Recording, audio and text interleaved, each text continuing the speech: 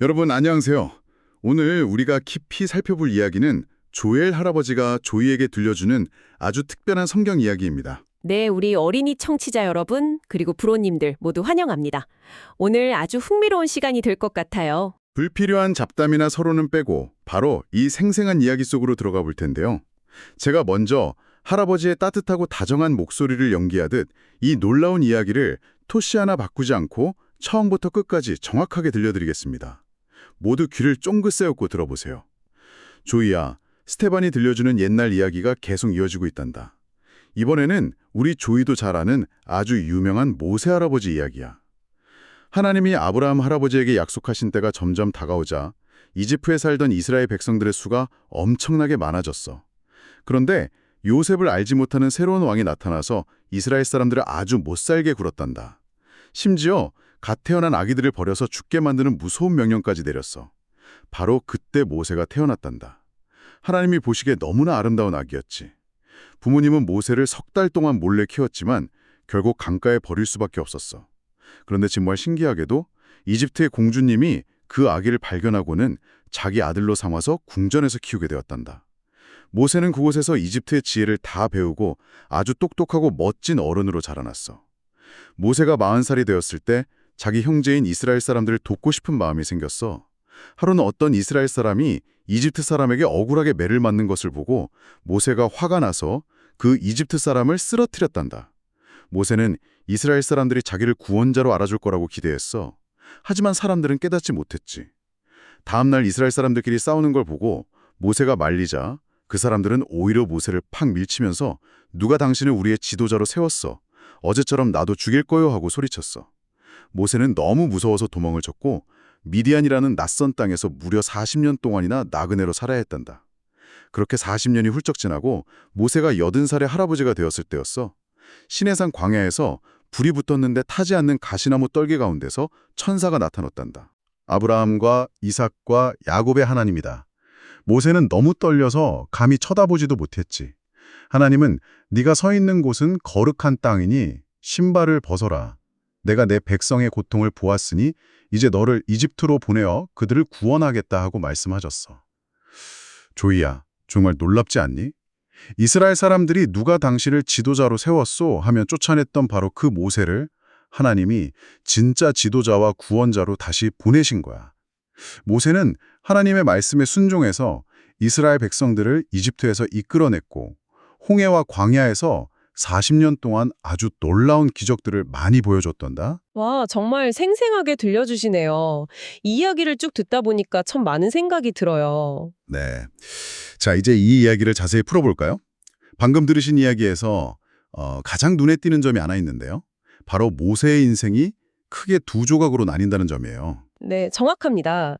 이집트 궁전에서 화려한 왕자로 살았던 40년이 있고 또 쫓겨나서 이름 없는 도망자로 살아야 했던 40년이 있죠. 보통 우리가 그 어떤 위대한 일을 하려면 힘이 가장 넘칠 때여야 한다고 막연히 생각하잖아요.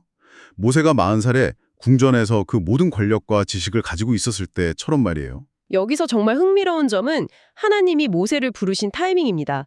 모세가 40살일 때를 한번 상상해 보세요.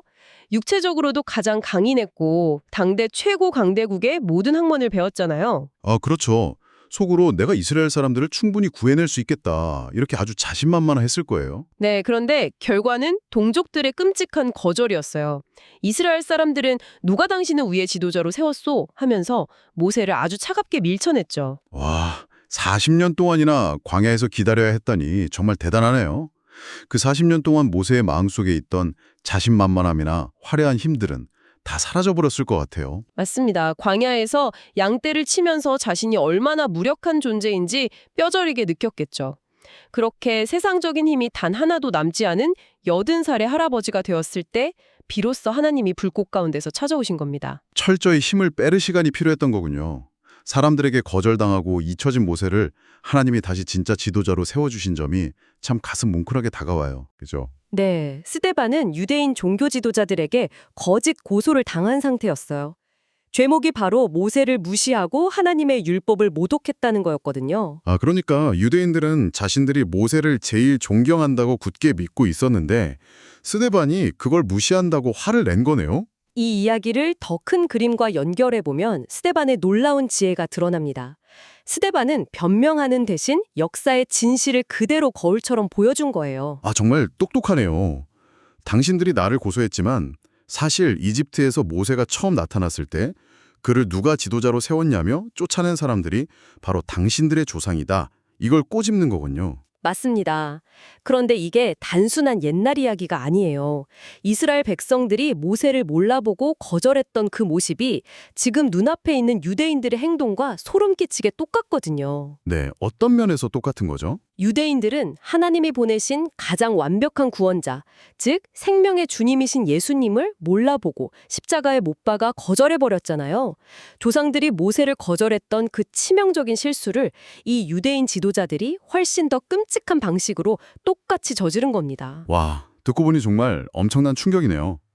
하나님이 보내신 진짜 구원자를 자신들의 기대와 다르다는 이유로 배척해버린 거잖아요. 하지만 하나님은 사람들의 실패로 끝내지 않으셨습니다. 사람들이 거절하고 버린 모세를 구원자로 세우셨듯이 사람들이 십자가에 못 박아버린 예수님을 다시 살리셔서 우리의 온전한 구원자와 영원한 왕으로 세우셨습니다. 하나님은 정말 크고 놀라운 계획을 가지고 계시는군요. 인간이 완벽하게 망쳐놓은 것 같은 상황에서도 마침내 가장 아름다운 구원을 완성해내시는 하나님의 섭리가 너무 경이롭습니다. 우리 어린이 친구들도 이 이야기를 들으면서 속으로 와 하고 놀라고 있을 것 같아요. 네, 분명히 그럴 겁니다. 그리고 이 이야기에서 스테반이 짚어주는 아주 새롭고 흥미로운 사실이 하나 더 있어요. 모세가 처음 하나님을 만난 장소에 대한 이야기입니다. 아까 천사가 가시나무 떨기 가운데서 나타났다고 했잖아요. 그때 하나님이 네가 서 있는 곳은 거룩한 땅이다 이렇게 말씀하셨죠? 네, 맞아요. 그 장소가 대리석으로 화려하게 꾸며진 예루살렘 성전이었나요? 아니죠. 그냥 양똥이 굴러다니고 흙먼지가 풀풀 날리는 시내산의 메마른 광야였잖아요. 유대인들은 하나님이 예루살렘의 그 화려한 성전 건물 안에만 계신다고 생각했어요. 그래서 스테반이 성전을 비판하는 걸 도저히 참을 수 없었죠. 그러니까 스테반은 모세가 신발을 벗어야 했던 그 가장 거룩한 장소가 사실은 아무것도 없는 광야였다는 걸 짚어준 거네요. 네, 하나님은 화려한 건물 안에만 갇혀 계시는 분이 아니라는 뜻입니다. 아무리 거칠고 메마른 광야 같은 곳이라도 창조주 하나님이 함께 계신다면 그곳이 바로 가장 거룩한 땅이 된다는 아주 놀라운 메시지를 전하고 있는 겁니다. 그렇다면 이 모든 것이 여러분에게 어떤 의미가 있을까요? 우리 어린이 친구들과 부모님들의 삶에도 이 말씀이 아주 큰 위로와 도전이 될 것 같아요. 맞습니다. 40살의 모세처럼 내 힘과 똑똑함만 믿고 으스대며 마음대로 하려는 우리의 모습을 돌아봐야 합니다. 어린이 여러분도 내 맘대로 다 할 거야 하고 때렸을 때가 있죠. 네, 어른들도 마찬가지예요. 내 경험이나 능력만 믿고 하나님의 뜻을 묻지 않을 때가 정말 많거든요. 내 힘을 의기하기보다 하나님의 때를 조용히 기다리며 순종하는 태도가 참 중요합니다. 모세가 80살이 되어 힘을 다 뺐을 때 하나님이 비로소 진짜 지도자로 세우셨던 것처럼요. 정말 중요한 교훈이네요. 그리고 또 한 가지 우리가 꼭 다짐해야 할 것이 있어요. 이스라엘 백성들이 모세를 거절했던 그 안타까운 실수를 우리는 반복하면 안 되잖아요. 그렇습니다. 내 마음속에 날마다 찾아오시는 예수님을 몰라보거나 거절해서는 안 됩니다. 나를 위해 십자가에서 구원을 완성하신 예수님을 나의 진짜 지도자이자 나의 최고 대장님으로 모시고 기쁘게 순종해야겠습니다. 자, 여러분, 오늘 이 놀라운 이야기를 듣고 여러분은 오늘 무엇을 결심했나요? 마음속으로 조용히 다짐해 보시길 바랍니다.